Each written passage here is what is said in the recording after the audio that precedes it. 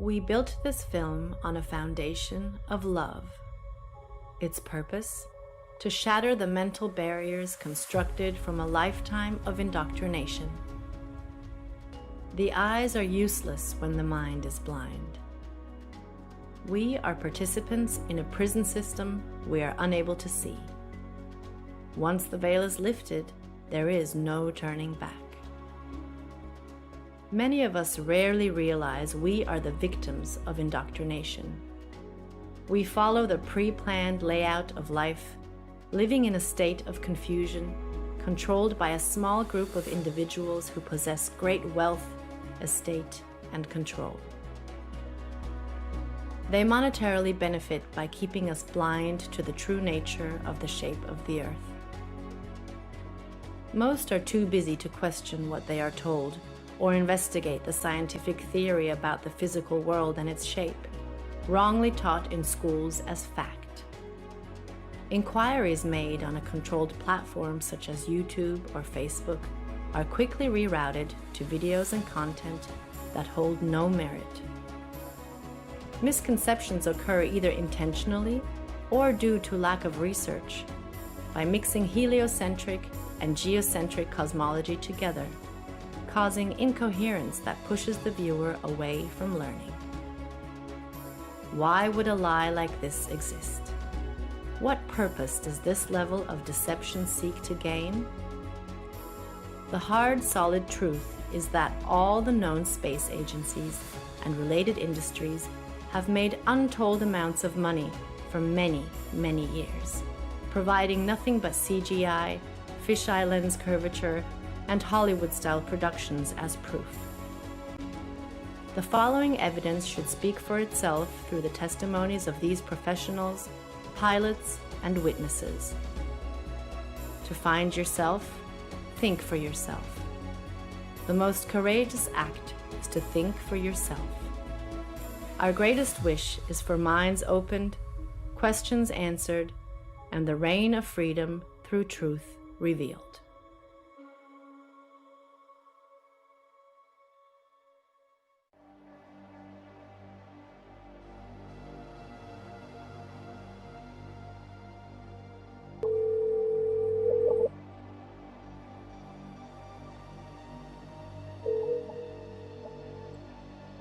Good afternoon.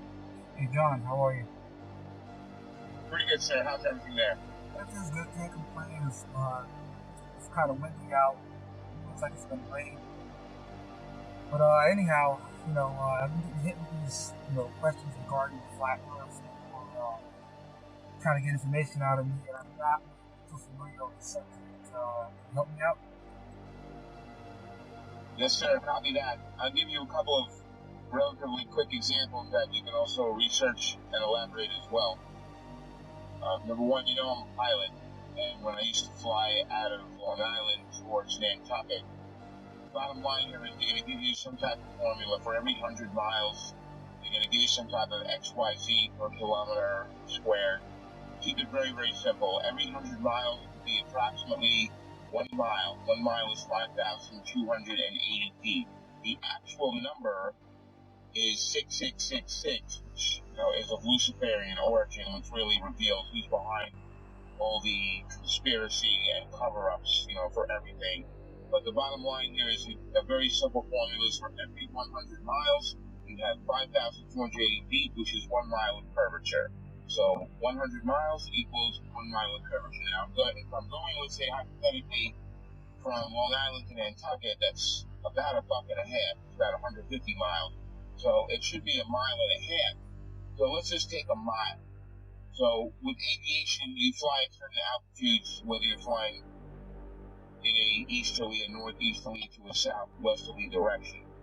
So hypothetically, if I'm flying easterly at hypothetically about 4,000 feet, which is an even number.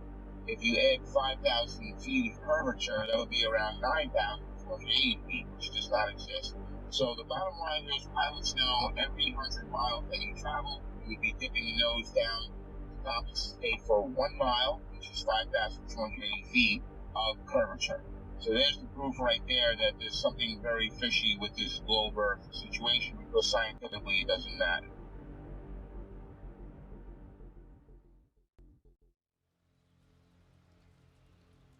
My name is Joshua Silva. I am a licensed commercial pilot and flight instructor. I have had a lifelong love of aviation and aerospace, and when growing up I even fancied myself an amateur astronomer. I would drag my family and friends, anybody I could, to every air show I could possibly find in Northern California. I was the only kid you knew, or anybody knew, that knew the various components on aircraft, spacecraft by heart. I absolutely loved anything to do with flying or space. But my love of aviation and aerospace never stopped. I continued studying, had an entire library full of aviation books of various military and civilian aircraft, military history, every aviation campaign and theater in almost any war. I studied religiously, and it was just out of pure passion. Later in life, many years later, I decided to become a pilot. As strange as it may sound, it hadn't occurred to me to become a pilot up to that point. I just simply loved aviation and aerospace, but I decided to become a pilot, and I began attending a prestigious flight academy in the Midwest and attending university at the same time, and to gain a degree in aeronautics and aerospace. Shortly thereafter, I began flying twin turboprop aircraft out of Northern California for several nonprofit organizations, and years after that I found myself flight instructing for various small flight schools, both in California and in Arizona, and then on to large academies that trained for the airlines and even some military flights. Shortly thereafter, I began flying regional business jets, and that's when the story of me finding the topic of flat Earth started.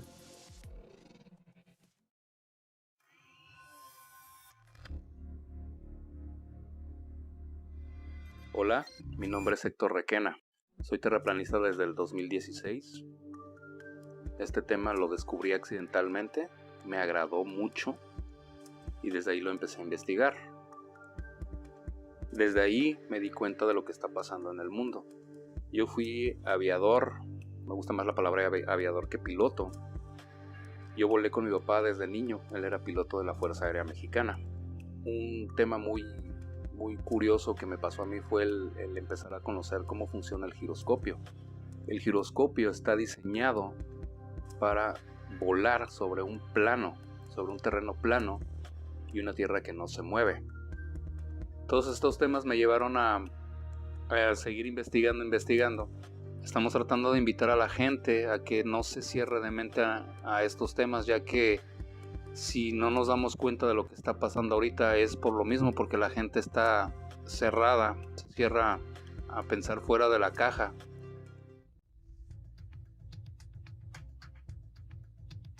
Been a military brat all my life. However, I've been in the industry of aviation for the last 21 years. And I became an FE somewhere around 15 or 16 when I really started looking at conspiracies. I looked into Benghazi because I happen to work on government contracts abroad, overseas. But I've been in aviation for 21 years. Anything from helicopters to aerostats to big birds, little birds, fighter jets, things with engines, no engines, big blades, little blades, compressor blades. Which, by the way, that one's not a hoax. Jets do not run only on compressed air. Contrary to popular belief, it takes compressed air in a blended ratio of air to fuel to drive the now heated gas and rotate the compressor blades. This has been a topic of discussion between FE and, not everything's a hoax. Coriolis effect. With that ties into, obviously with no spin, around the axis points that they say exist at 23.4 conveniently, 66 off the 90 degrees, right? Everything ties into 666 with NASA and all the BS scientists. Our aircraft have things called ADIs, attitude direction indicator, which gives correlation between the aircraft housing or the shell around the gyro itself. The ADI is nothing more than a gyro that will always reference level. I don't care what any pilot says. I don't care what any mechanic tells you. You know, there's a reason that pilots have one book called a Pilot Operating Handbook, and there's every other book, right? From structures to avionics to wiring diagrams to the actual components that make up these systems. That is a standalone system. The ADI does not lie. I don't care how cold it is, how high you are, and some of these guys are pretty damn high. It doesn't matter where you're going. It doesn't matter where you've been. It doesn't matter where you are over the realm itself.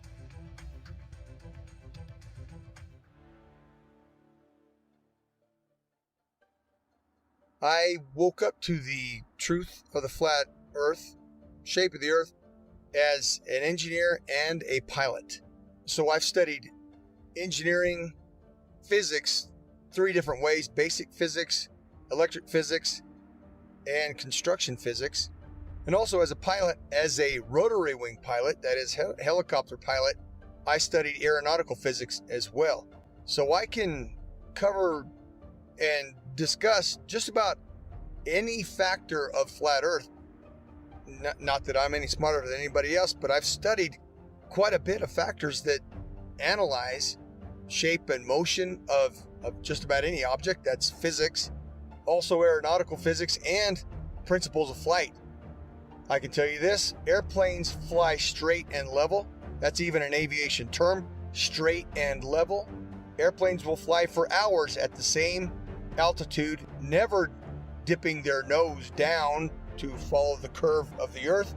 An aircraft on a 12-hour or even 18-hour flight from Portland, Oregon to Seoul, Korea, that would have that aircraft starting at one point and then flying so far around the earth that it's flying downwards with its nose vertically downwards, and then starting to go around the curve of the earth so that the airplane is now flying upside down.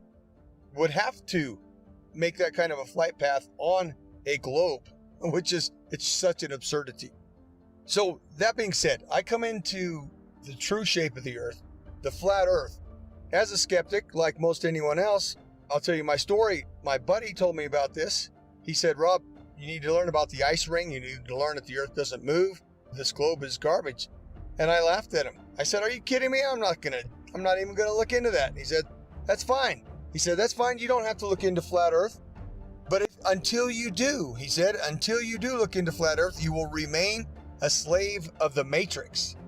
And interestingly enough, at this point, this was more or less November, December 2015, I had already mentally resigned from the U.S. military for 3 years. I had already resigned because of Benghazi. I realized, and I saw for myself, I'd been working with U.S. as an Army officer, working for State Department for a good 10 years. And so what I did, I turned my physics awareness, I turned my studies into analysis of the shape of the earth.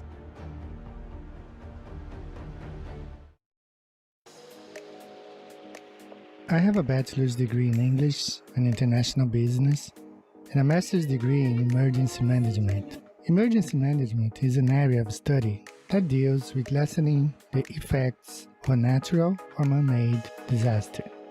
Areas I had to study related to emergency management were meteorology, geology, geography, hydrology, and oceanography. You have to know well how Earth works in order to prevent or lessen the consequences of a natural disaster. In 2019, I wrote the book called 16 Emergency Landings Proving Flat Earth. Not many people know that when I was younger, I worked for an international airline. I worked at the International Cargo and Logistics Division of the company at São Paulo International Airport. I had to know all international routes in order to provide our clients the precise information about import and exports, as well as the logistics of transporting cargo internationally. Our company transported from a simple parcel package to cars and helicopters to anywhere in the world. Having access to all areas of the airport in 1988, the Brazilian soccer team was about to board their flight towards Australia to take part of the bicentennial Soccer Cup in Australia. It was a tournament to celebrate Australia's 200th birthday. Two South American teams were invited to take part of this tournament, Brazil and Argentina. At that time, we had access to several maps, all based on the Globe Earth model. The Brazilian squad left to Australia with natural conclusions that this charter flight was going to Australia over the Pacific Ocean, as the global model suggests, perhaps stop in Santiago, Chile, and then head to Australia. To my surprise, the flight went to Los Angeles. For several days, I could not comprehend the reason why that flight went to Los Angeles in North America to then go towards Australia in the Southern Hemisphere. This thing kept alive in the back of our mind for all these years.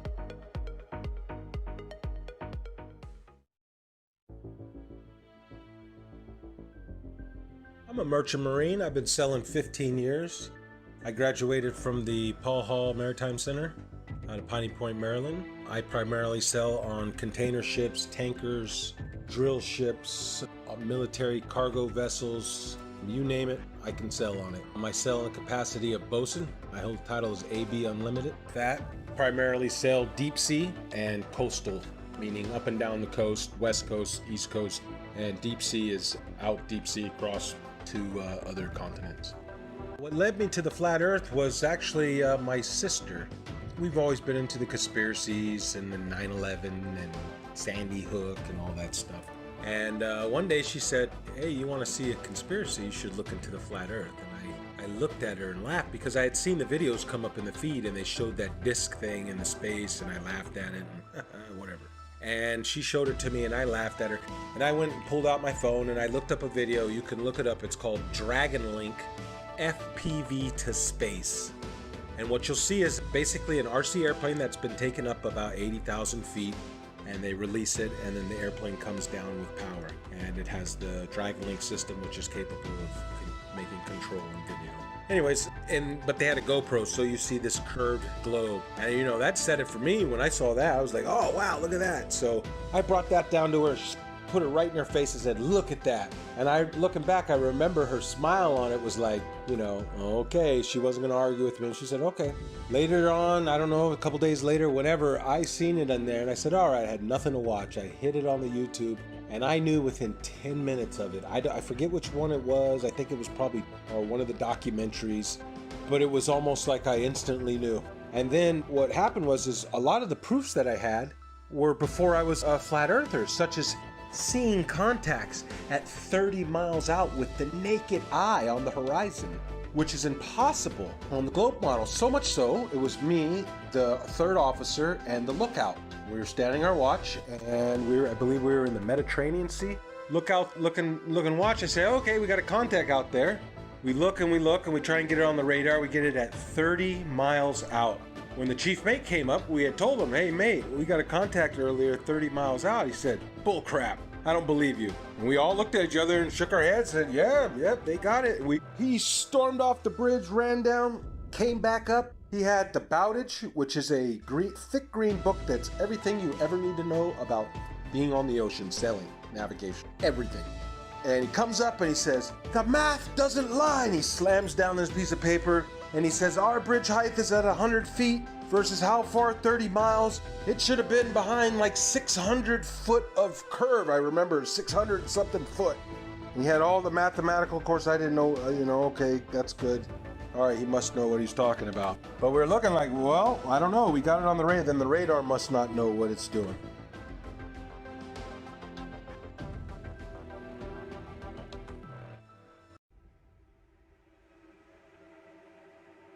You can just call me Jay.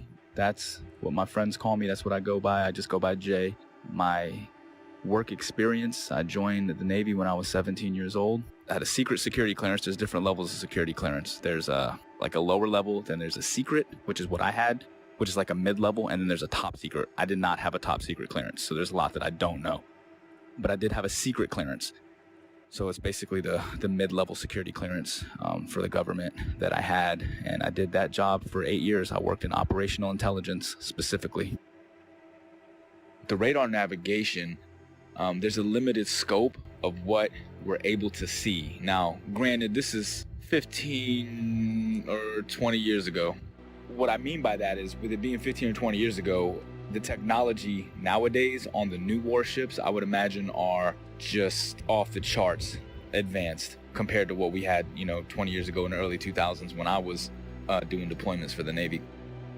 We're looking at the scope of the radar. Now, this is just going off of the actual screen that we can see. Now, there's 3 different screens. There's the basic radar screen where we have this limited scope where it only goes out like 25 miles, right? Then there's this other bigger screen, and I forgot the name of it, but it goes onto this huge projection in the Combat Information Center. Basically is where all of the information is housed. And on this huge screen, we can actually zoom out and see a significant portion of our area of responsibility. I can't say the exact number. Again, a lot of this is classified. Basically, when we zoom out onto this large projectile screen, it goes in and out, right? So the reason why we're able to zoom in and then pull back out is just for accuracy. So if we're looking at something that could just be like a buoy in the water, right? Just one of the little tiny buoys that the ships can use as kind of placements to track where they're going, that can be mistaken for an actual small watercraft. So we have to be able to differentiate between that and some of the ships that we're looking for, because some of the deployments we're on, we're out there looking for drug ships, we're looking for other types of ships, submarines, basically just to keep a track of everything. That's basically what the Navy and Coast Guard do. They want to make sure that they know what's going on in the seas, and that's kind of the way the United States Navy operates. They're basically dictating what happens in international waters.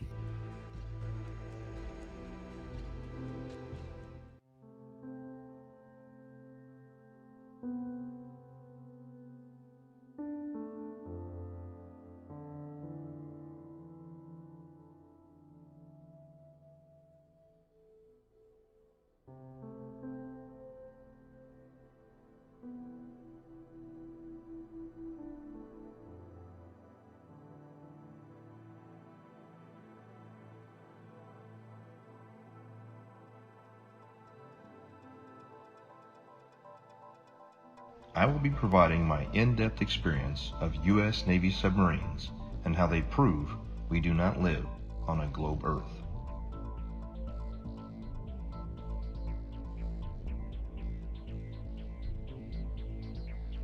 However, due to the nature of my job and the security clearance that I hold, I wish to remain anonymous.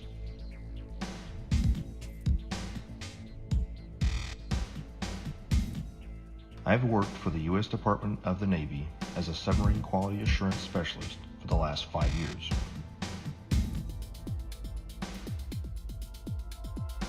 My job is to ensure that each submarine is built properly, safely, and to the engineer's plan.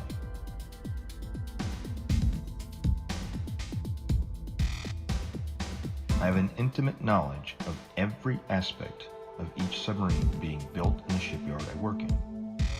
Now that you've heard a little bit of my background, let me explain how I arrived at the crazy notion that the Earth is visibly and observably flat. I have always questioned the reality around me since I was little. I never followed anything mainstream, and I was never interested in what the news had to say. As I got older, I started looking into more and more things out of my own curiosity. 9/11, school shootings. I eventually started researching the moon landing because it just never sat well with me. And it didn't take long for me to completely unravel that for the hoax that it is.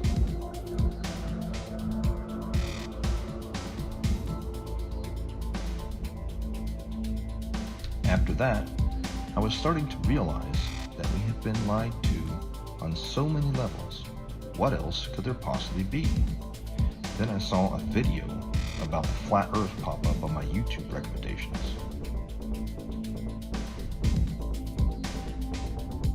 At first, even with my awakened mind, I thought this was absolutely ridiculous. I decided that I'd look into it simply to disprove it and move on. It should be easy, right?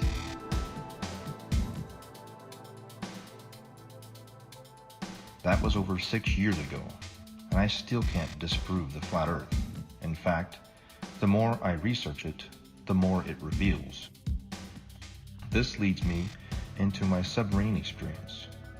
looking back on everything I had accomplished while on active duty with eyes to see, has only served to solidify my stance that we live on a flat and motionless plane.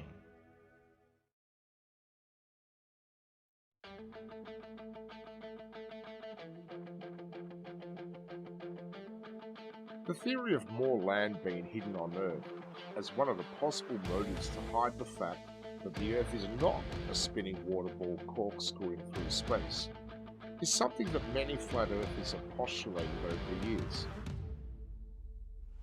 And I just couldn't shake the concept from my mind where, just like Rear Admiral Richard Byrd suggested during his Antarctic expedition, Operation High Jump, that there is undiscovered land on Earth, and that possibility spawned an idea to write The Elusive Curve, a modern-day quest to discover another world.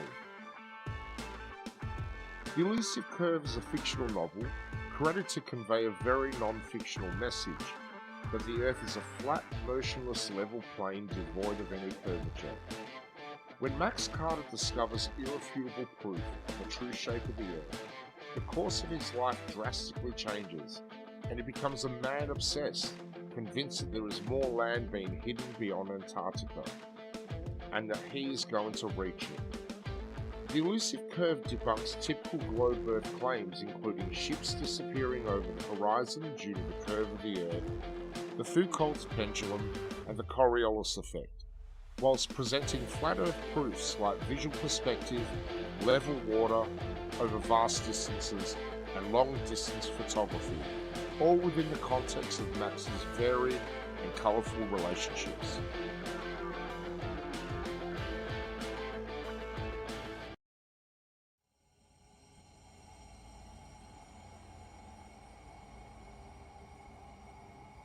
Also, there's a semi-classified naval communications device. When ships are communicating ship to ship on the ocean, U.S. Navy, semi-classified laser communication NAVCOM device, which also does data as well. So if they're communicating with ships 70 miles, 100 miles or more, like I said, every 100 miles is a mile of curvature. So it wouldn't work because lasers operate line of sight. They operate in a straight line. There's no curvature to the laser. So the bottom line here is the naval NAVCOM classified, semi-classified system that they use to communicate ship to ship, that operates on a laser, and if there was curvature, anything over, like I said, 100 miles is 5,280 feet of curvature, and the ship's diameter is nowhere near that, which you know. So there's another example, the naval NAVCOM communication device. Also, there's a woman, female KLH pilot, KLH Dutch Commercial Airlines. She got fired from her job a while back for questioning this issue. Now, they didn't throw around the company, but they gave her like a desk job, so this way they kind of keep her around and quiet so they can control. But she's a very sane and rational woman. If they ask her, what happened, and she starts talking, it's going to raise serious questions. So we got the KLH pilot, we got the laser NAVCOM, U.S. Navy. We've got my personal experience flying from Long Island to Bangkok. There should be at least 5,280 feet of curvature added to the 4,000 altitude average while heading easterly. So there's something very wrong there. The numbers don't work. Could the Earth actually be flat? I began to see opinions and arguments that seemed logical, but I heard several arguments, which I now know were most likely disinformation, easily disprovable in the aviation world, but there were some that stuck with me. And so, myself being the way I am, I ran quickly, metaphorically, to my old textbook. And I opened my old textbooks, found them, unpacked them, cracked them all open, and even downloaded brand new copies in PDF form offline of all these books to make sure that nothing had been changed. I thought for certain that I knew exactly what compensation pilots are trained while flying to compensate for the spin or the rotation of the Earth, for instance. As far as falling around a globe, I assumed in my mind would be an aircraft's angle of attack. But upon more study, I found that not to be true. The angle of attack being the angle between the aircraft's flight path and the relative wind. which is something that pilots are very familiar with, and it's the idea that an aircraft has to be slightly pitched up, essentially to stay airborne, or a surface of that aircraft has to be pitched slightly to create a difference in air pressure to hold the aircraft aloft. And that is assumed, or was assumed at that time by myself and other pilots, to be the compensation one would make for falling around a globe while flying, period. But upon further research, I found that this was not the case, and it was not even mentioned anywhere. This compensation was not mentioned anywhere I could find in any resource that I had gone to flight school with, and they were extensive. There were many, many books, especially as one progressed towards the commercial flying side, especially elective courses, especially if you're going to university as I was, studying aerospace, that you would assume, and I had assumed, that this was calculated for. Again, as far as ADIs, in every aircraft, it references the level horizon or references sea level always. There's no way that you can convince somebody of sound mind that if you take off from New York and immediately flip upside down, now your housing or your ADI is referencing upside down to you because you're upside down. It's right side up. It cannot deviate off level. It doesn't matter how much fuel you got in your tanks. It doesn't matter if you're a helicopter or an aerostat or a fighter jet. That gauge will always reference level. It has to, because otherwise it would be a poor reference. And if you could manipulate it, why would you even have it in the airplane or your aircraft? But if you go take off 2 miles away, do a barrel roll, you're now flying upside down. At what point does that gauge show you back right side up? A half a hemisphere away? Is that what we're led to believe? Is that what we're supposed to believe? At what point does it right itself if you never flipped back over and continue flying level? You see what I'm saying? It's ridiculous. It's ludicrous to think that thing compensates for curvature in straight and level flight.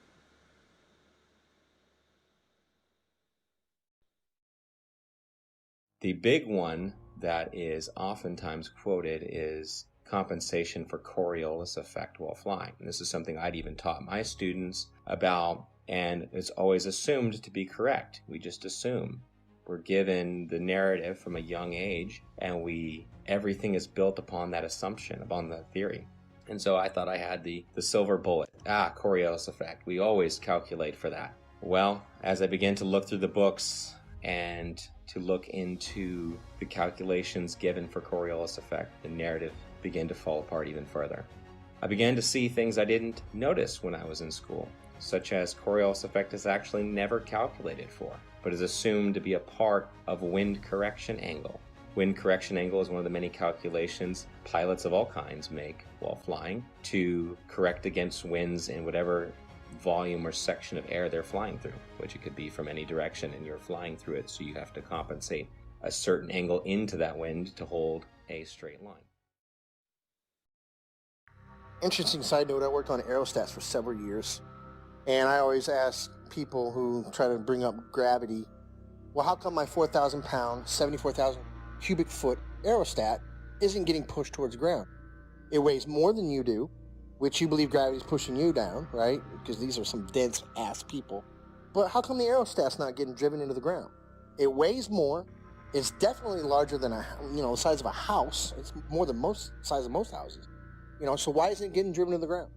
Well, that's because it's displacing less weight than the atmosphere or the medium that it's in. And I try explaining that.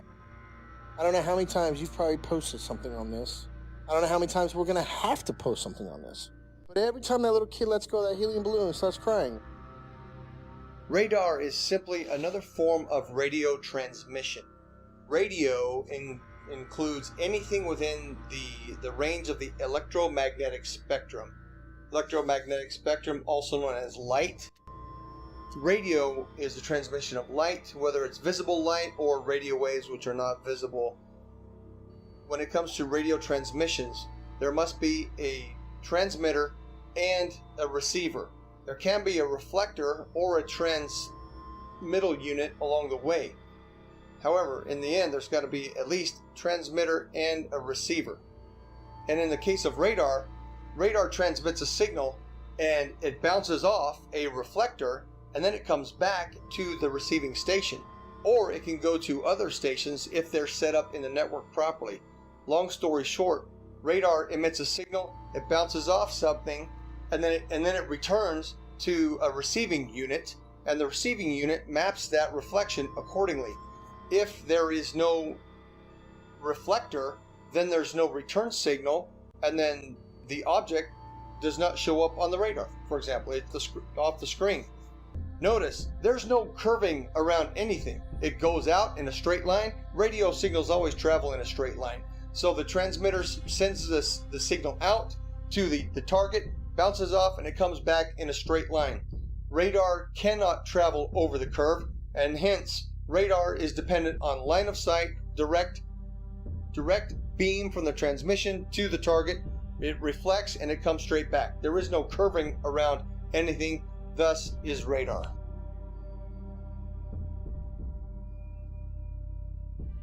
Also, radar works in straight lines. The radar is incapable of curving around a curve, picking up and bouncing back the reflection of what it's picking up. So if you can imagine a ship on the other side of the curve, we'll say 30 miles, 40 miles out, it sends out the radar beam.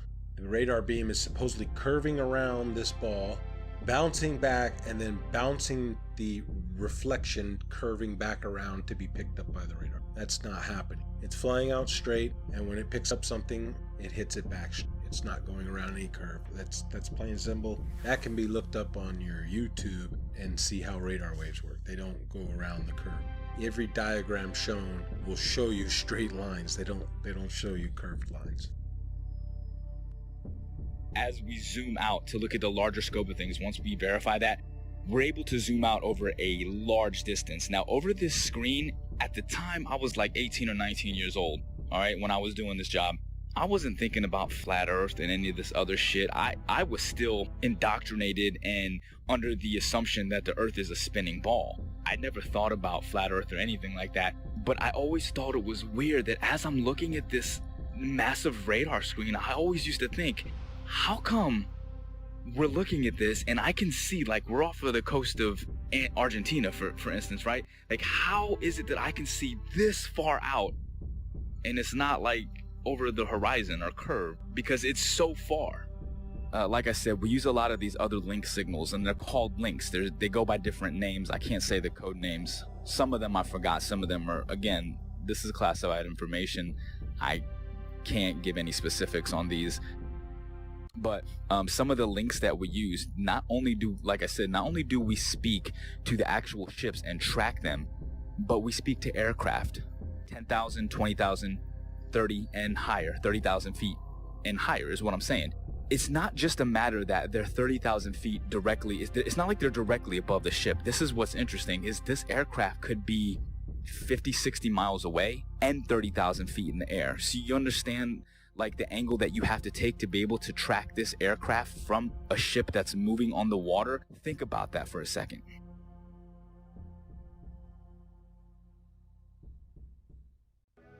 I served on board of a United States 688I fast attack nuclear submarine, and I can personally attest that we never constantly angled down during our submarine deployments. One of our longest transits went from the Gulf of Oman around the southern tip of Africa and back to Connecticut. We were underwater for almost 3 months straight. My job on board as a radioman meant that I spent a lot of time both in the radio room and in the control room. The control room is where they navigate and drive the submarine.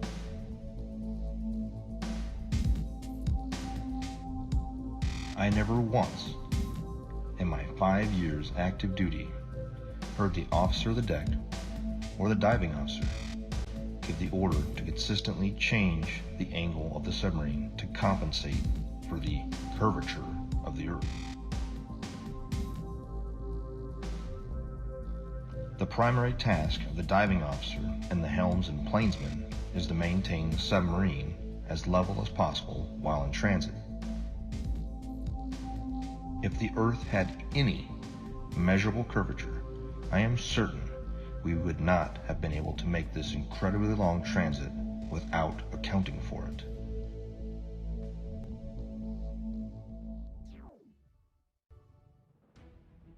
And then the big one is given after that. Well, GPS auto corrects for it. And that sent me down yet another path. GPS auto corrects for it. If it's a satellite-based system, how is it correcting for spin if it's also spinning over the same body? And why are there large gaps in GPS coverage over large oceanic bodies? Do they just turn them off? It's just not worthwhile?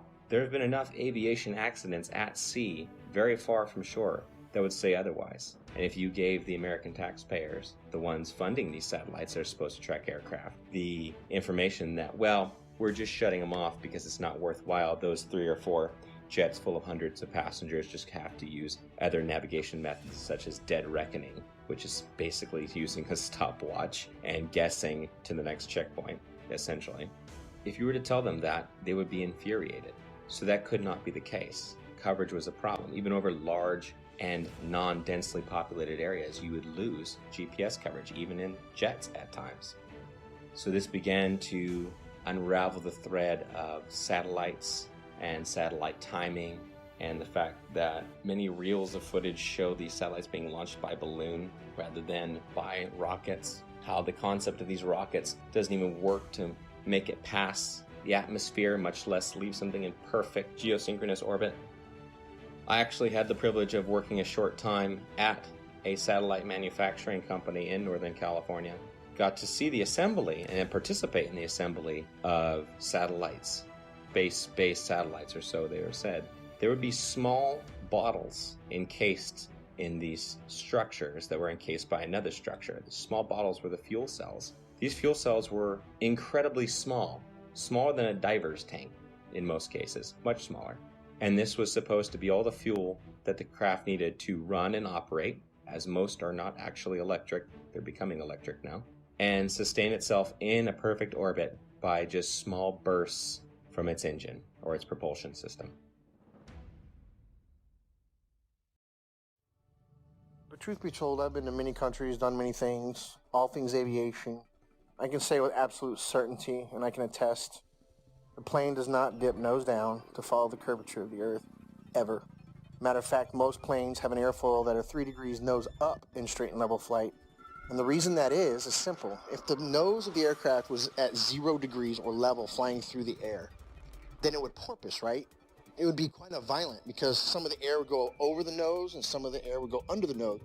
And it would cause that nose to go up and down, which is literally like a porpoise or a dolphin out of water. And that's exactly what would happen. So the wings are designed, when they are level, the nose is 3 degrees nose up.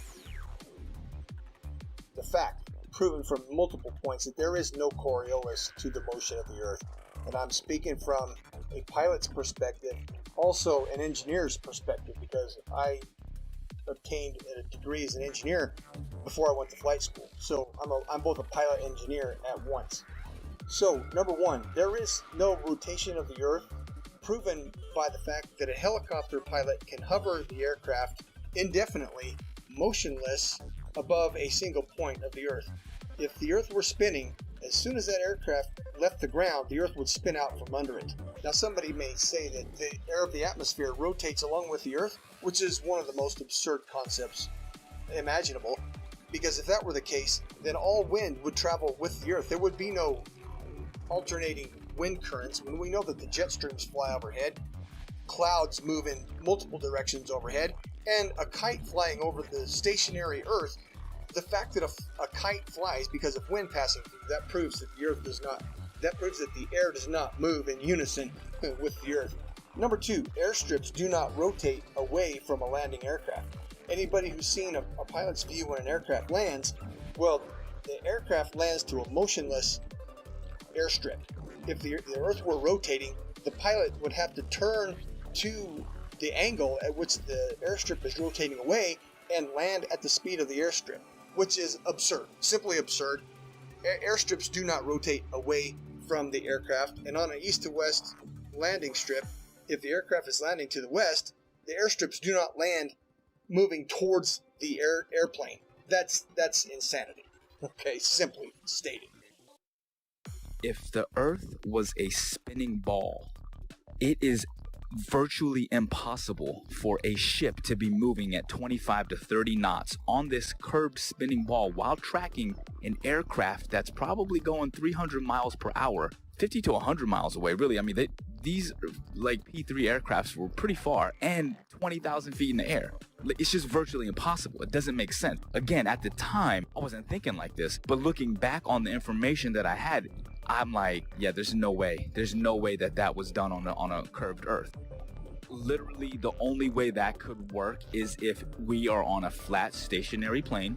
We're cruising along. The boat is cruising along in the water. Like, think about it in terms of like a large, like, you know, like those backyard swimming pools. Picture the swimming pool filled up, right? And then your ship, you put a little boat on the swimming pool, and then, you know, you put like a little fake aircraft in the air. Now, from that ship, you're able to see the aircraft. It doesn't matter where you are in that pool, you can track that aircraft. If you're on a spinning ball curve, how the hell can you track an aircraft that could be in a position that's 100 to 200 miles away from you, 30,000 feet in the air from a different angle that's around a curve? It's impossible. There's no way that you could, there's no radio frequency that could track that.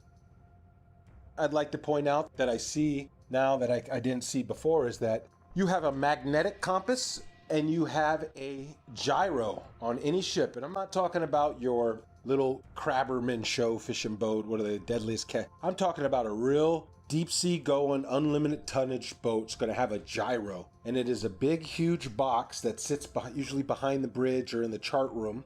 It's a big box and it's basically the gyro compass. Now, if you had two models, I guess, wouldn't you have to have one making the corrections, because it almost never matches the magnetic almost never matches the gyro. It's very rare that we're steering the same course. And they say it's due to deviation and variation is where you know, like the metals of the ship causes it to differ. And then you have the variation of the magnetic fields over the earth is, I guess they change, you know, true north and magnetic north.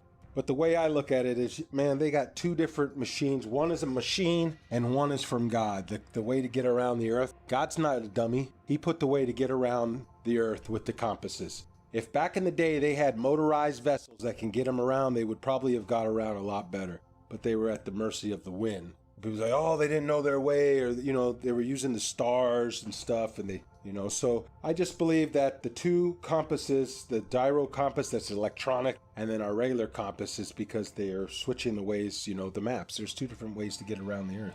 You're tricking us. Here is another flat earth proof that I never noticed while I was on active duty, thanks to years of indoctrination. Periscope observations. When the submarine is at periscope depth and the observer is looking for ships on the horizon, they will start to see masts at about 8 to 9 miles, depending on atmospheric occlusion and sea state.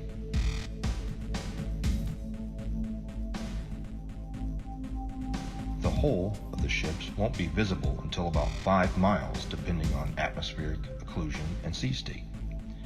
At 9 miles away, the target should be 26 feet behind the curve, but this isn't what's observed.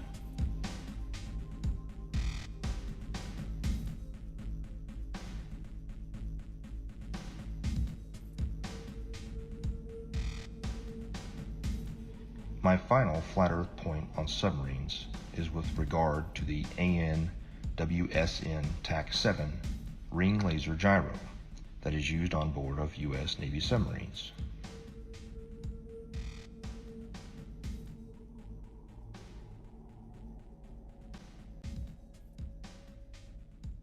A typical gyroscope, like the ones used on board of an aircraft, is a device used for measuring or maintaining orientation and angular velocity. It is either a spinning wheel or disc with a counterweight in which the axis of rotation is free to assume any orientation by itself.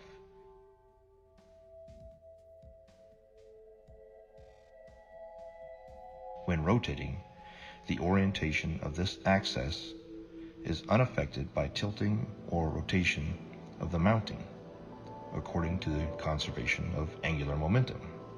However, a ring laser gyro doesn't have any established weight. They use light as a point of reference.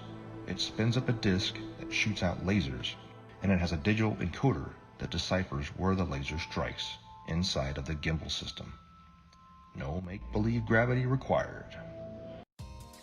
Let's just say we're like 30 miles away. These missiles can shoot much further than that. I can't give you the exact number, but say we're 30 miles away, okay? 30 miles is far. So from our ship, we can track on our we have like a missile projectile. It's like a radar, but it's a little bit different. It's specifically designed to track the missiles. You actually input the coordinates, latitude and longitude of where you want the missile to strike. Really, really high precision accuracy. Really accurate. We hit that launch and the missile, and it will hit that target 30 miles away, even longer than that. Now, here's the thing. Again, that's not possible on a curved Earth. These missiles are huge, 50 caliber projectiles that are carrying massive amounts of explosives in them, okay? Each one of these missiles are probably worth hundreds of thousands of dollars. So whenever you're lining up these missiles to shoot at targets that are 30 plus miles away, if the Earth is spinning, again, now think about this. We're not sitting like on land holding a gun, all right? So picture this. We're on a ship, like actually in the middle of the water, okay? And the missile is shooting off of the bow of the ship. So if the world is a spinning ball and we're on this curved Earth with water and we're spinning 600 miles per hour through infinite space, I'm pretty sure that it would be physically like it wouldn't even make any kind of sense on a physics type level to be able to shoot a missile from a spot in the water on a spinning ball to pinpoint accurately hit another spot. And at night, we were going on one ship, on a military ship, and this is with night vision goggles, 50 miles, and these guys were on the bow. They were not even on the bridge where you'd be 100 foot up. They were on the bow, which is barely probably 40 feet off the water's edge. So these guys, and they have the latest state-of-the-art. This was in 2015. 2015, they had state-of-the-art, what do they call them, night vision goggles. So these things are capable of seeing that far if we live on a plane. You can't deny it. It was so obvious, but not to everyone else. I guess the programming's harder than other people, so they don't want to hear it. But over the years, I have learned the model. I know the model like the back of my hand. I can show proofs. I have ammo now. So when I go out there and I tell somebody, hey, that's impossible, and I'm talking to a third mate or second mate who's an officer who went to college, meaning they paid for their education. Because when you pay for your education and you're making a handsome salary on it, you can't be wrong. How could I be wrong? I'm making a salary, they're paying me, I paid for this career, everything's working great in my life. You are obviously wrong. All the math works. So with that, it's hard. But when you stump them and you start showing them stuff, it's hard for them to say. And then they start saying stuff like, oh, well, what does it matter anyways? I don't care. And there is the 8 inches per mile squared. But you guys can't look at it three-dimensionally. It is two-dimensional. It is the amount of deviation that's required for you to come back inward. If you are walking east from north, meaning you are going around north equidistantly, and you walked in a straight line east 1 mile, you're going to have to deviate 8 inches back to the left to get back on the equator, right? Look at it on the flat earth map, and clearly it makes sense. If you walked 1 mile in a straight line east, you have to deviate 8 inches after each mile to stay on the equator. The 8 inches per mile squared is a real measurement, if in fact we consider the equator to be a real place, a real location, ever, always.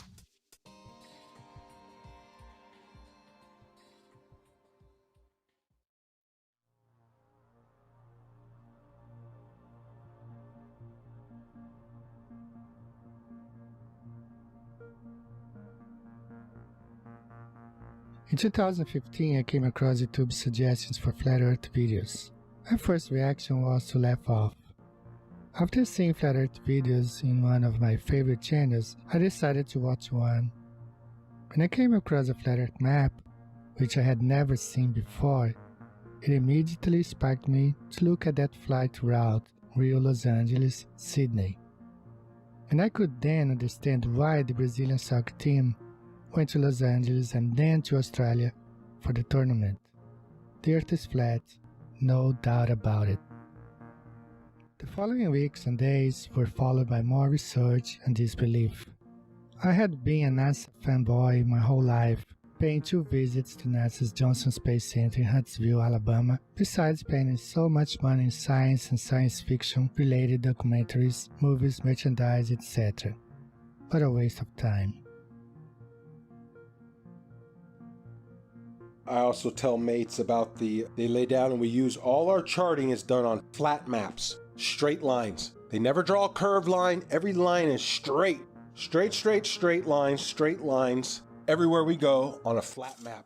And I try to point it out to them. And what they tell me is, Mr. Marcator has put all that in there for you. It's all equated in there for you. You don't have to worry about it. All the curvature calculations for it and everything's figured right into the map. So the straight lines and everything are actually bending somehow. I don't know.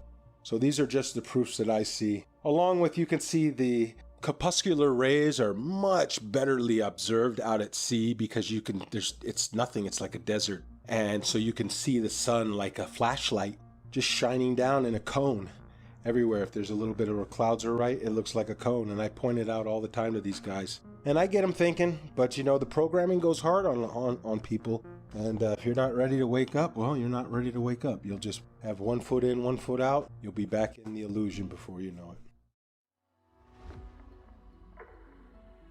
The narrative began to fall apart. I would continue studying and finding that what I fear to be true is reality. That we have been lied to about just about everything. Upon researching military history and then military training and speaking with military gunners in both the Army and the Marine Corps that I know personally, I would ask them about Coriolis effect. And it was always assumed that, yeah, we compensate for the Earth being, you know, a curve, that it would drop. We calculate for the Earth curvature. But even upon asking and having them look into their materials further and my own personal study, again, it found to be an assumed truth with no actual basis in reality. That they would calculate bullet fall based upon angular velocity, drop, friction, amongst other things. And curvature was supposed to be just corrected along with it, just like flying, wind correction angle corrected for Coriolis effect. I've done many of them personally. I've flown more than 1,070 hours in both helicopters and airplanes, and I will tell you factually that aircraft meet their checkpoints, they take off, they meet their checkpoints, and they land exactly as planned on a flat stationary map. No pilot, I say again, no pilot has ever accommodated for the rotation of the Earth when planning flights and takeoff to checkpoints along the way, and then landing. Pilots can plan so well that they can take off and land hundreds of miles away down to within 30 seconds of their planning because the Earth simply does not rotate.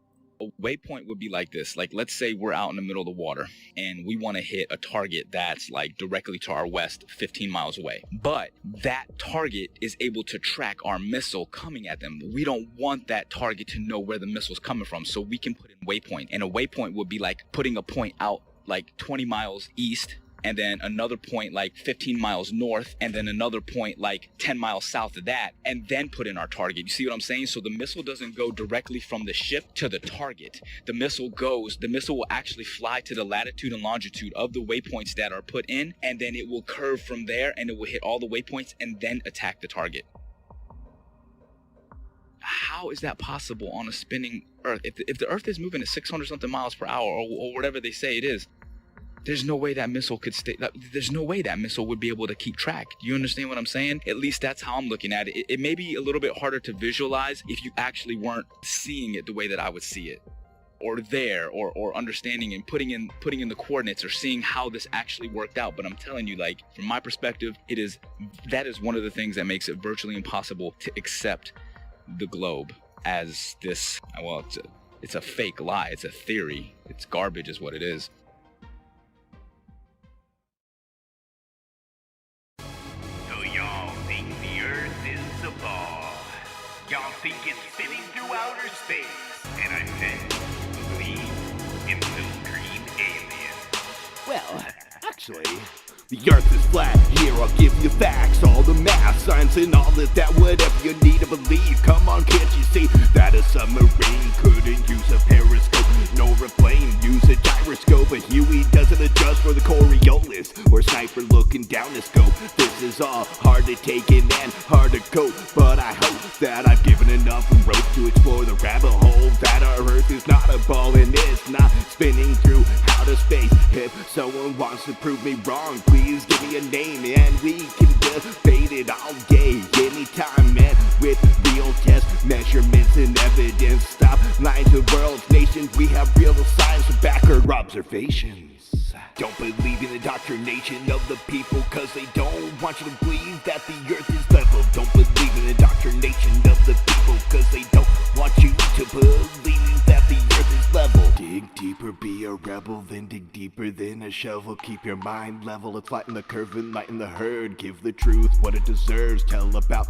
what we actually observe. Like a boat going out of sight, if you get your zoom and focus right, it'll come back into light. Just use a laser beam and you will see that water never bends but always finds a flat resting position. 71% water can't make up a ball or a pair, so let me make this clear and get it into your ear. You're in great fear of stepping out of the box. They're keeping food stamps in our socks. They are the slyest of the fox in a controlled illusion of evolution. As nothing made everything and no proof of creation in this pseudoscience indoctrination. No meaningful salvation, but let's believe in gravity with no proof of how it picks and chooses what can rise and what can fall on this crazy thing we call a spinning ball.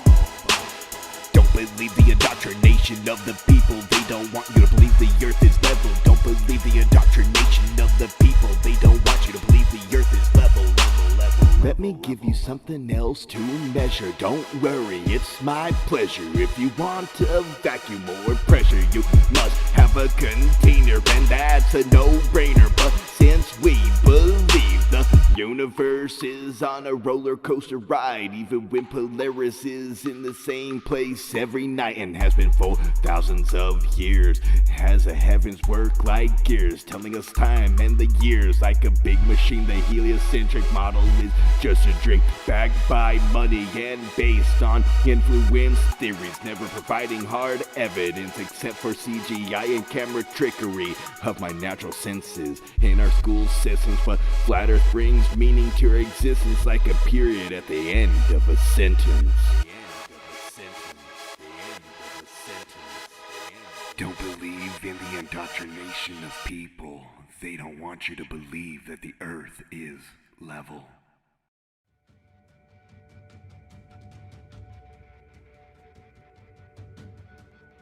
When it comes to a deception this big, it's hard to dismiss.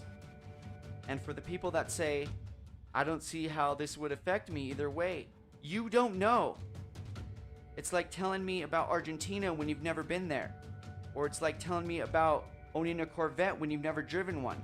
You haven't experienced it. And if you have been through the Flat Earth Awakening, you know how it would affect you. This quite possibly may be the biggest awakening of mankind. Think about it.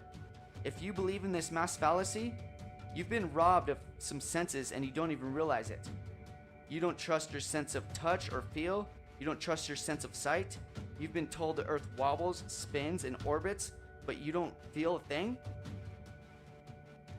You've been told that sunsets can't exist on a flat and stationary plane, but you don't understand the vanishing point of the law of perspective. After it's possible to understand and decode a mass deception, it becomes a lot easier to understand other lies. It opens your eyes and raises your discernment. So when it comes to lies like JFK, the moon landing, chemtrails, fluoridation, 9/11, etc., this is one of the most important factors of life I've ever been awakened up to. If it's possible to open your mind to this, your receptors will connect so much faster and stronger than you've ever experienced in your life. Understanding the ground you walk on every day and the luminaries that go over your head every day, which I still don't understand all of its entirety, can change your life forever. Knowing you are specifically, intelligently, and uniquely designed so you know mentally, physically, and spiritually your vibration, energy, and frequency of life. So don't act like this doesn't matter. We've been lied to on a mass caliber. We can prove we live on a flat and stationary plane with observable, repeatable, testable experiments with data, hypothesis, and conclusions without depending on blind faith, indoctrinated, religious, theoretical, nihilistic, opinionated philosophies. That's the difference.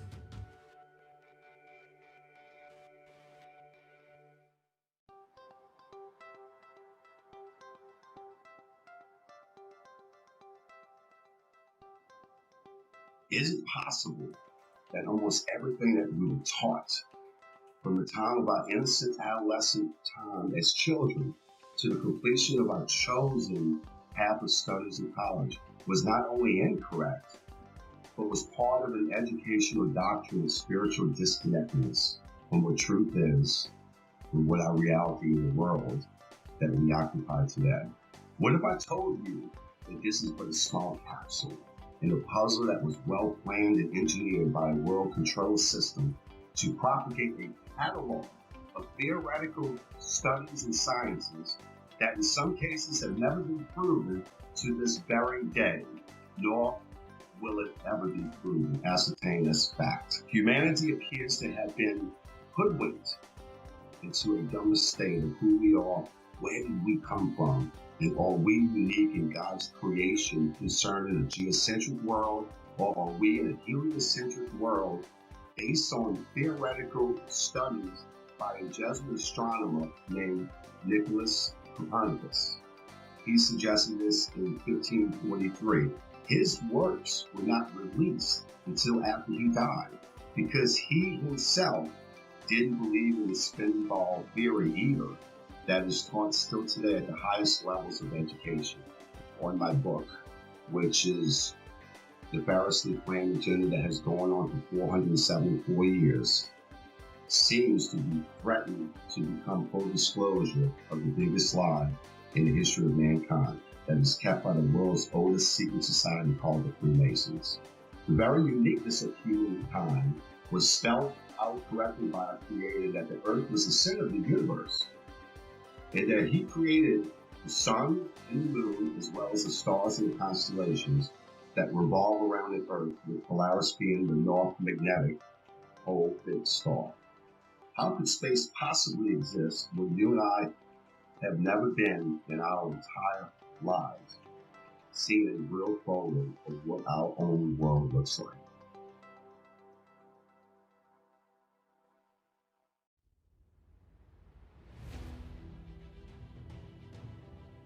Max must constantly deal with the stigma and ridicule of being the crazy flat earther from friends and family, and bombardment of typical questions like, why would they lie?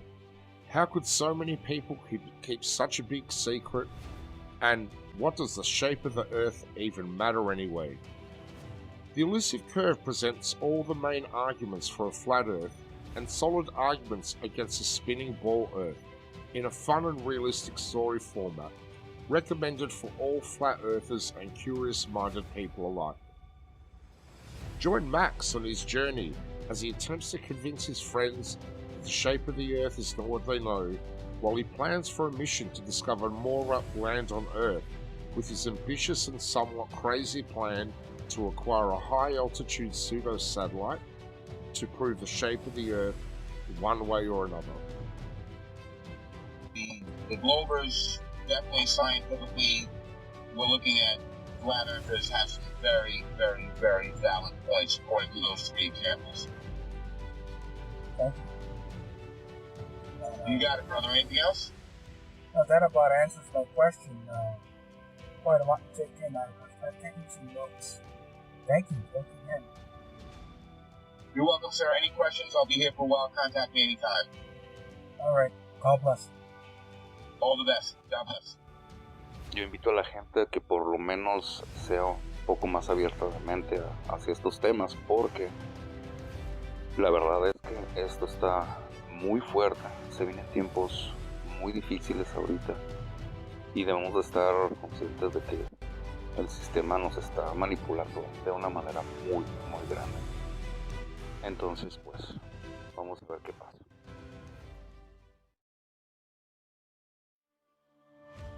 So that began my journey down the flat earth. And since that point, I've only found more and more voices, more and more educated people, educators, professionals who are beginning to shed light on this subject in ways that I can only begin to imagine. But I'll never forget the day that I realized my plane wasn't falling around a globe, that I could look out the cockpit window, 185 degrees plus field of vision at 40,000 feet, and not see one iota of drop, but nothing but a flat, beautiful, motionless plane. The assumed calculations that we made that were compensating for Earth rotation were just a part of a calculation based upon wind speed and the angle we had to hold in order to fly against that wind and go in a straight line to our destination. It's one of the most freeing truths I've ever experienced, because in some small way, the idea that these other conspiracy theories and things we've been lied to about are true. But this biggest one is the biggest truth of all. We've been lied to about everything. It means we can start over. We can start again. At this time, at this point in our history, we are uniquely positioned to make that change. And if I can make one statement to the people out there, it's simply this. That's it. That it's level. You cannot fall off the edge of an in-ground pool. It is level. Where you put your feet in the water in France, it's the same height that you're going to put your feet in New Jersey and Brazil. Do some research. This is not the only thing out there that needs to be researched, unlearned and relearned. The Department of Education, founded by Rockefeller in 1908, did a good job of proving that the mode of ignorance that he calls his education board, you are the proof it's working. The mode of ignorance widens every day. It gets bigger and bigger every day because people keep believing what they spit out. Unlearn. Thinking outside the box. The box is the cap that you got at graduation. So understand that for the first 18 years of your life, you didn't learn the truth about anything. You were simply told, and you got a reward for repeating it. Now it's time to think for yourself. It's time to do research and do your own testing. Be your own white coat. Knowing the earth is flat has placed me in sync with our Creator, His creation, our hidden past, and with the future we hope to build. A future where we should not have an organization called United Nations governing the world. And there is no globe, there should be no globalization. This is my message to all of you. Peace.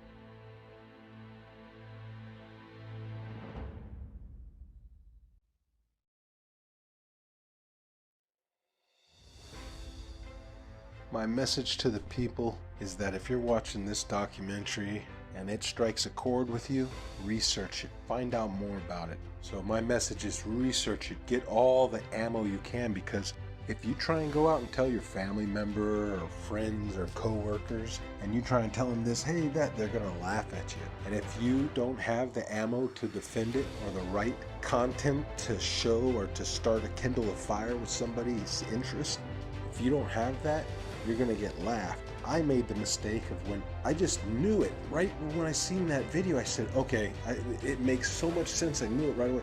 I went and tried to tell everybody before I knew. I just blurted out little proofs. Airplanes don't dip their nose, the water lies, and they'd hit me with some of that science stuff, that pseudoscience, and I couldn't defend it, and I would look like a fool. And then when I had the knowledge, it's harder to defend it because they've already don't take me serious. But now I've gained such a knowledge on it and such what you would call ammo that I can defend it in a way that you're going to get one of these reactions.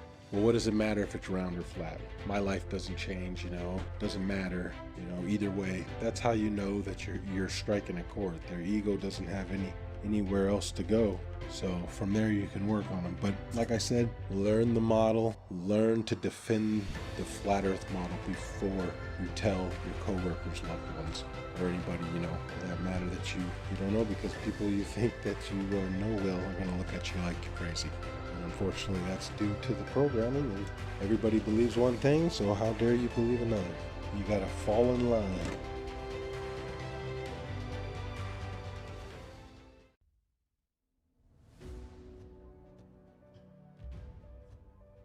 So if you're able to actually open up your mind, look at things objectively, allow yourself to break free from the indoctrination bullshit that you were taught, you'll feel more free. You'll see the world differently. You'll love more deeply and compassionately. You'll appreciate life more. That's how I lived my life. A couple years ago, honestly, I can tell you this. I just hope and pray with all my heart that, as the years go on, this is probably not something I'll see in my lifetime.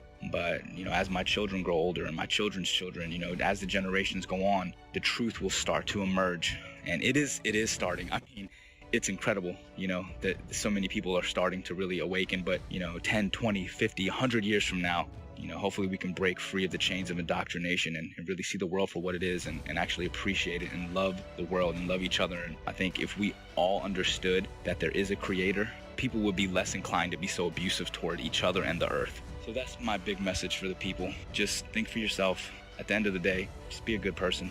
Don't be so quick to just believe something and stand by that belief just because it was taught to you at a young age. Question it. Make sure it makes sense. In closing, I'd just like to say that these are my own personal experiences. I never ask anyone to simply just believe everything I'm saying. In fact, please don't. That's how we've gotten into this whole mess to begin with, by blindly following others who say they've already done the research for you. You allow deceptions to occur. Please do your own research and test all things.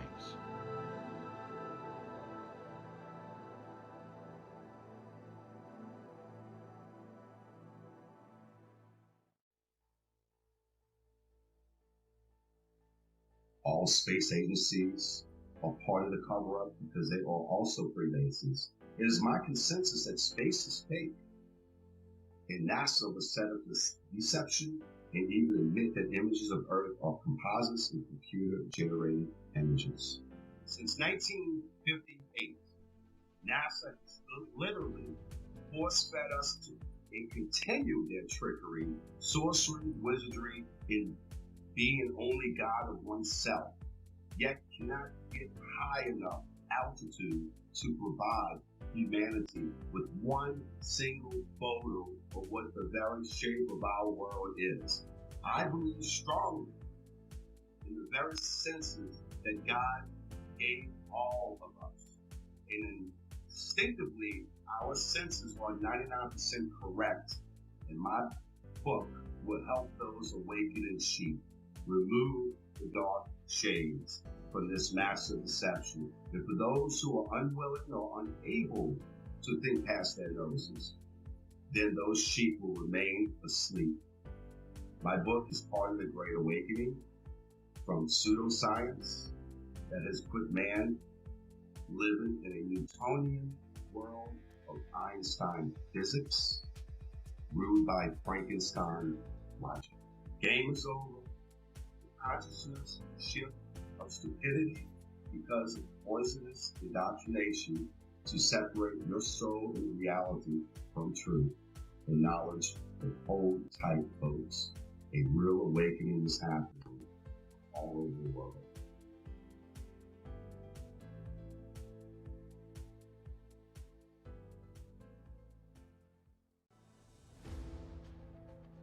The curve of the Earth, the spinning ball, as well as evolution, dinosaurs, nuclear bombs, and everything else that they teach in the schools that's not founded on scripture. Number one, it's mathematical, geometric, geospatial, geophysical, and in all other respects, The spinning ball Earth is a scientific absurdity, provable by observation and measurement and repeatable science experiments. The spinning ball Earth does not exist. There is no curve to the Earth. There is no Coriolis. There is no such thing as a spinning ball Earth. And at the end, the Bible, which was a textbook, and I say again, a scientific textbook written long before any of the universities we have today, the Bible says the Earth is flat and stationary. So therefore, we can dispense with all of our science school learning that doesn't agree with the Holy Scripture. The Holy Scripture tells us that the Earth is flat and stationary. All of our measurements, and indeed our personal senses, tell us that the Earth is not moving. There is no curve to the Earth. Jesus Christ is the Son of God. The Holy Scripture tells us the nature of the Earth. The Earth is flat and stationary. Pride, ego, and reputation are three characteristics I see in every spinning ball believer. Let your pride down, knowing you've been heavily deceived your entire life. Let your ego be washed away, knowing it's possible you've been manipulated on such a scale as this. And stop caring what people think about you. I'm not saying be as external and abrasive as some of us. Just realize that yes, we are human, and we can be programmed to think certain ways, but also know we can be unplugged and become critical thinkers, observers, and researchers without being told what and how to think.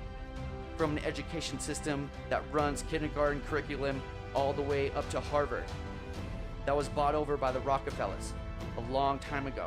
This is our time, not theirs. It's time to stand up and start acting instead of relaxing and being told how and what to think. From mainstream outlets that are owned by the Bilderberg Foundation, the Triangular Commissions, and the Council of Foreign Relations. Think for yourself and stop falling victim of popular public opinion that are owned by these anti-God secret societies. In my in particular gifted opinion, the most precious gift God gave us is free will, but it's up to us to choose what's right and what's wrong, what's light and what's dark, what's positive and what's negative, what's yin and yang, what's in motion and stationary, what's flat and what's round, what's good and what's bad. We can't tell you what to do. I can lead you to knowledge, but I can't make you think. It's your choice to take the blue pill and go back to sleep, or to take the red pill and stay awake the rest of your life, knowing you are chosen. Because many are called, but few are chosen. And I promise you, once you go flat, you do not go back. They couldn't stop this movement if they tried, because truth prevails. Rest in peace, the globe. Every truth has a specific time and moment to manifest itself. Technology being the catalyst for this truth to re-emerge and reveal itself again. And proof that it's not a myth, fantasy, or a misunderstanding of our ancestors and all ancient cosmologies. The geography of Earth that is flat and also disguised in words like plains, the Great Plains, the lowlands of Europe, the flatlands, the savannas of Africa, the Amazon basin, the salt flats, the mud flats, the depressions, the Arctic tundras, the tablelands of Australia, the steppe of Russia, grasslands of Argentina, the ice sheets of Antarctica, the wetlands of Florida, and the levels of England. Over these vast plains flows rivers and canals like Nile, Amazon, Mississippi, and countless more, for thousands of miles flowing level in every direction. The oceans and seas that occupy 70% of Earth is flat and level water, but science have no way to prove that it curves or sticks to a spinning ball by a magic force called gravity. The majority of the seabeds of the seas and oceans are abyssal plains. As we say, as above, so below. The longest line of sight of observing Hudson Bay at 1800 miles and my own Himalayan ranges observations on 2 occasions of plus 2000 miles It's just impossible on a globe Earth. No physicist can debunk the testimony presented here by the first category witnesses, nor the real geography, nor the longest line of sight, nor the countless researches, investigations, and evidences that prove we live on a flat and stationary plane. The one who needs to prove that it's legit or not is the globe.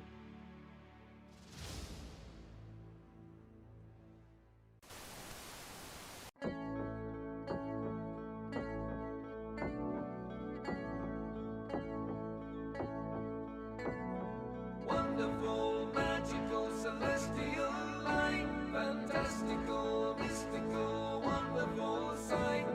Belgian Swiss physicist Auguste Piccard, 1931, first to reach for the stars, was the first to explore the air view stratospherius, a scientist curious to see what was there. An aluminium black ball gondola, helium balloon, hydrogen with photos and instruments, sailed towards the moon, rose in just half an hour, 52,000 feet, 10 miles up, 10th air pressure, left for dead, trapped in heat and cold, but disproving gravity.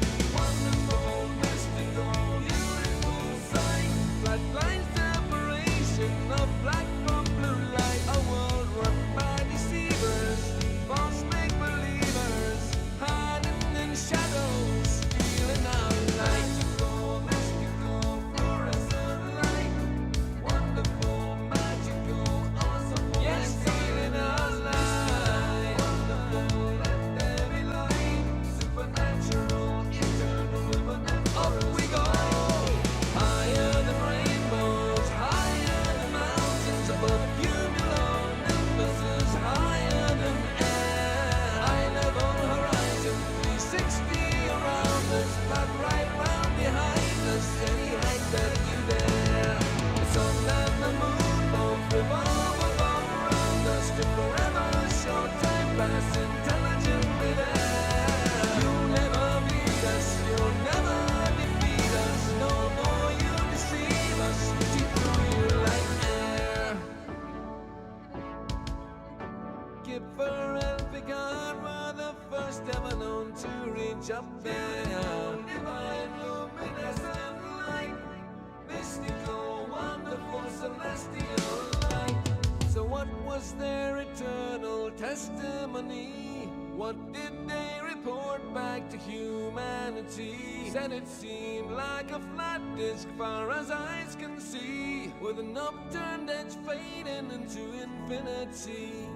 A mystical, ethereal, celestial sight, a divine creation, a clockwork of light, designed hid by deceivers and false make-believers, still cowering in shadows, still fearing our light. Here we go, higher than Everest, higher than airplanes, above zero cumulus, higher than air, high level horizon, 360 around us, no motion beneath us, no spinning, no fair. Stars on the firmament, turn along around us, to forever show time past geometrically there.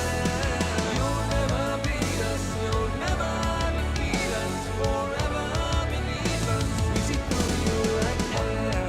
Mystics on a luminous light, fantastical, magical, bright, we see through you like air.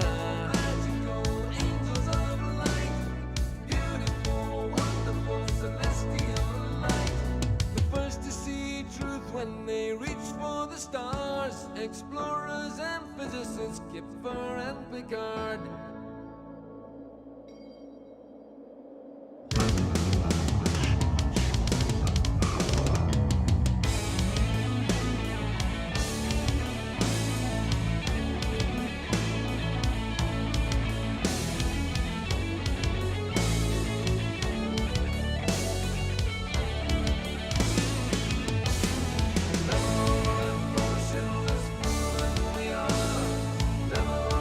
Motionless,